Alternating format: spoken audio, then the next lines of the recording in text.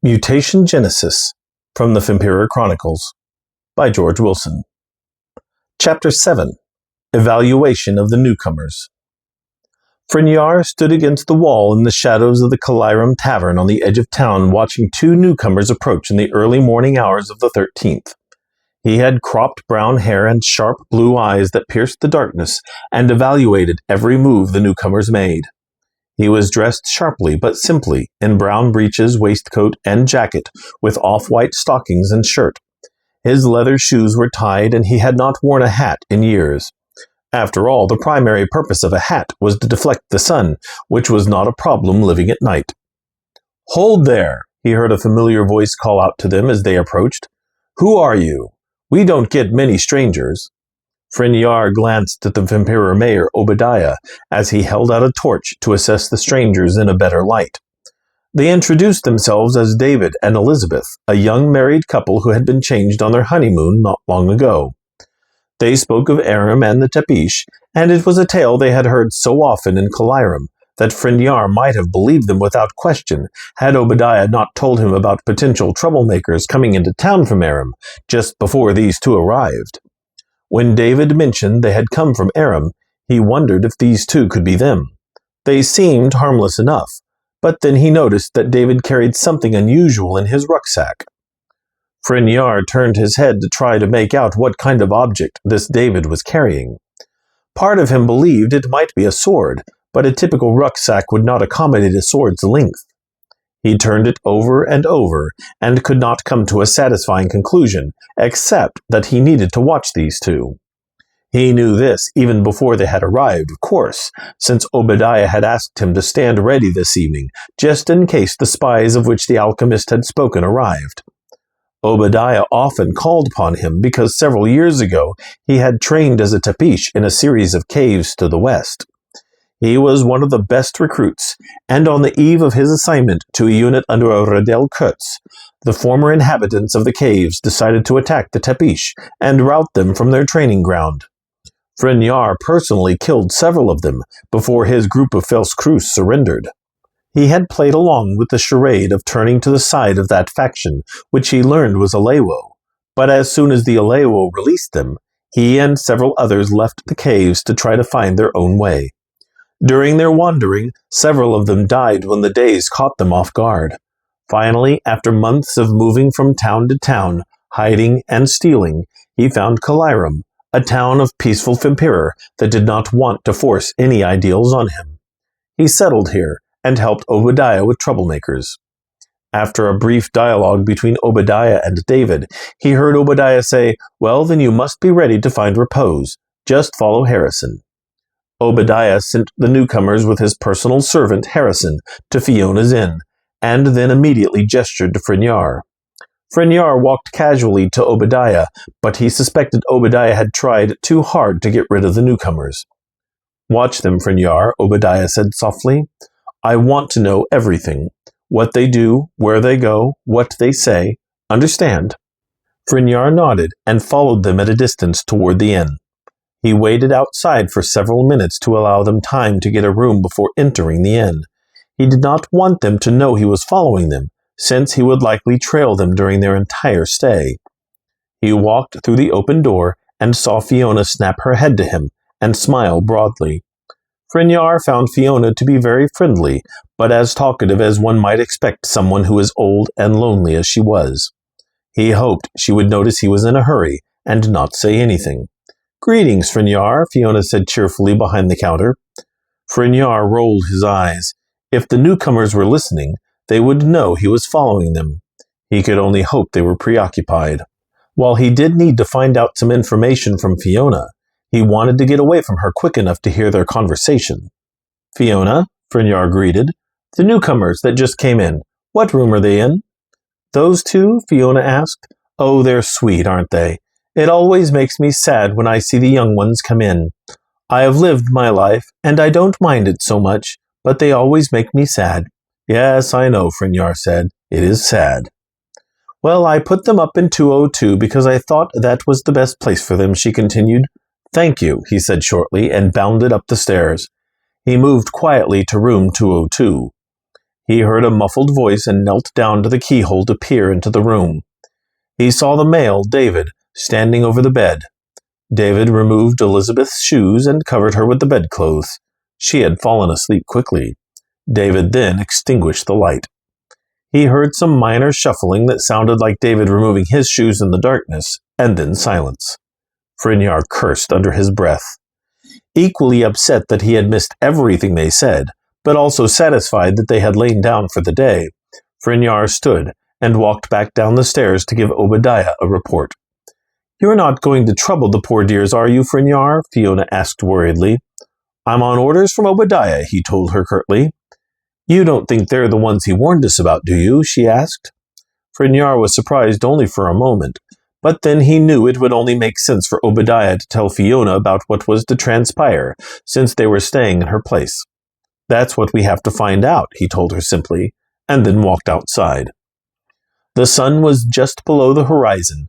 He had to get to City Hall quickly to tell Obadiah what he had seen, simple as it may have been, and then get a day travel cloak to go home. He thought about the newcomers, and his memory nagged him. Had he seen them before? He thought about everywhere he had been. After leaving the caves, he had passed through small town after small town, any of which could have been the hometown for these two before their change.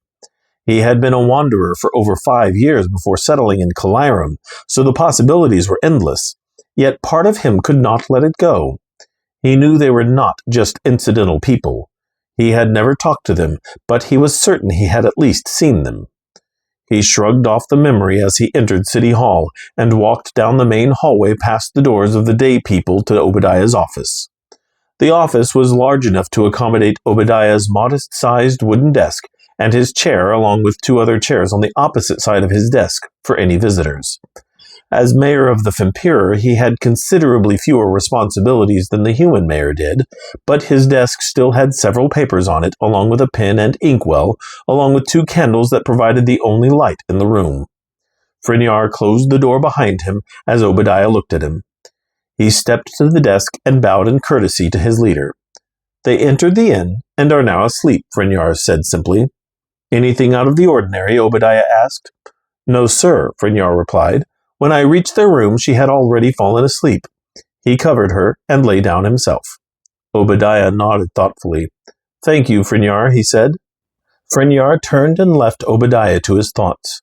Light was beginning to creep across the town, and Frenjar walked to a closet where a few day travel cloaks hung for those who were still in the city hall when day broke.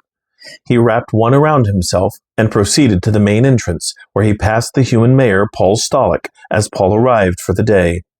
They exchanged greetings, but Mr. Stolick was always wary of his Fempiror townmates, and he did not conceal it well. Frenjar was used to this, however, and he allowed his mind to travel back to this David and Elizabeth as he stared at the sunlight splashing across the ground at his feet. At this time of the morning, no Fempiror would be left on the streets unless they were dressed in a cloak. His mind reflected all the way back to the surrender at the caves. During the celebration, there had been a ruckus of some kind among the Rostem visitors. A Levicart had arrived, and one of them that had fought with the group against the Tepish was dead. He fought against his memory for names, but as he was very ambivalent over the whole affair, he had not cared to learn any names. Was one of them David?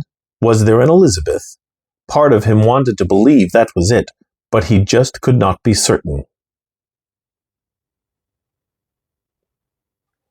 Obadiah pondered Frenjar's words as Frenjar left his office. The alchemist had suggested that spies would visit them soon, but would spies show up at the end of the night, do what they were told, and look at nothing? Their story involved a lot of travel, and if they were spies, he thought they might have accounted for that time. He wondered if it would be worth reporting since they did nothing, but then he considered that if no one had mentioned spies, he would have thought nothing of these two, just as the alchemist had suggested. Regardless, the alchemist wanted to know if anyone new came into town, so he would have to report them. He left his office and walked down the hall to the hidden doorway. He pressed the switch on the wall, opened the hidden door, and walked down the well-lit hidden hall. He checked the alchemist's laboratory, but there was no sign of him. He walked to the end of the hall where he finally located the alchemist in the last room on the left.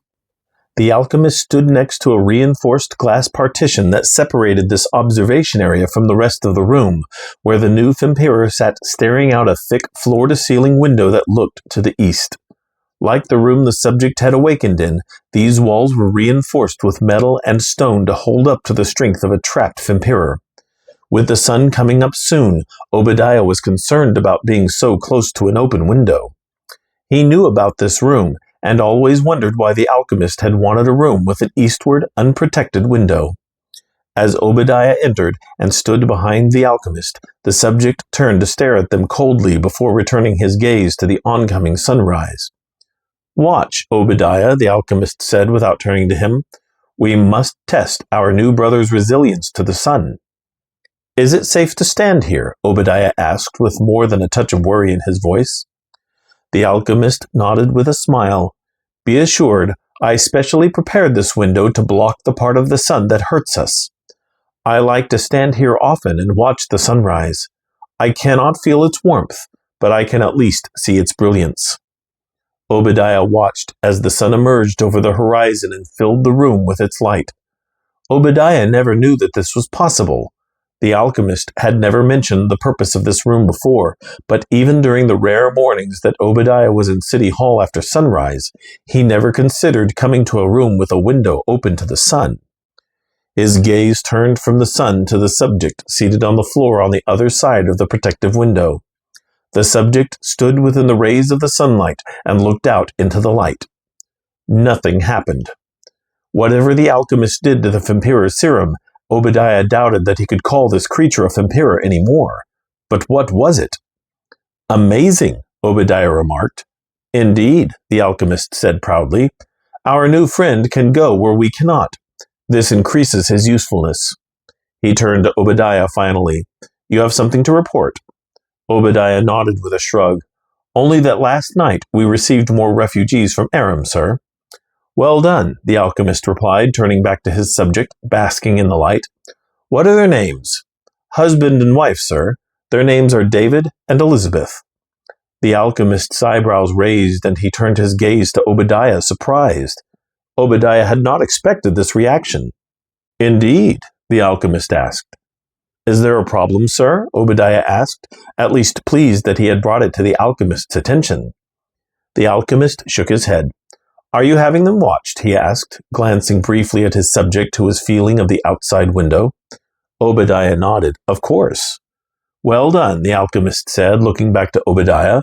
"I want a thorough report of every movement they make." "Yes, sir." The alchemist turned back fully to watch his subject again. Obadiah turned to the door and opened it to leave. Before he left the room, he heard the alchemist chuckle and say, "David and Beth, how interesting." Obadiah paused for a moment, and then left the alchemist to his thoughts.